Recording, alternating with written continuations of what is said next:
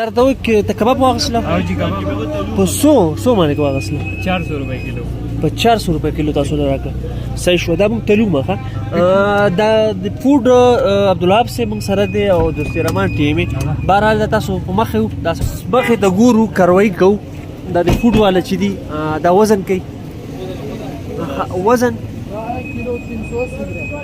1 کیلو 380 ग्राम دا 2 کیلو دا 2 کیلو دي ها 200 किलो 800 ग्राम दे दा वसो है दा वसो 1380 ना 1.380 नो दा 420 ग्राम कम दे 420 ग्राम दा कम दي صحيح روزه هذا بوك روح لا راولي كيلو 400 روپے دا څنګه 400 او دا د 2 کیلو نه کم هم دي منګه وته دا ولې سلمانی ده ها نه ما نه قولي نه شغله کیږي نه 800 روپے دنه پوښینه ها جواز دې نه 800 روپے واستلې د 2 کیلو نه کباب هم منګه وته دا وته 100 ګرامو تقریبا دا 1300 ग्राम د 2 کیلو جوړیږي دا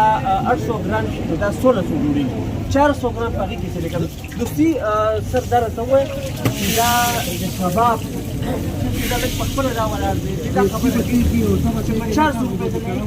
کیلو کباب دا وزن چې دا هم کم دي دا د فوټ کوي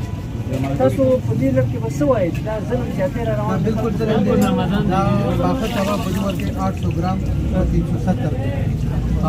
पाखे नंबर है तो रेट हम क्या करते हैं वायलेशन किराना वजन कम रहा जाऊं जरूर जा रहा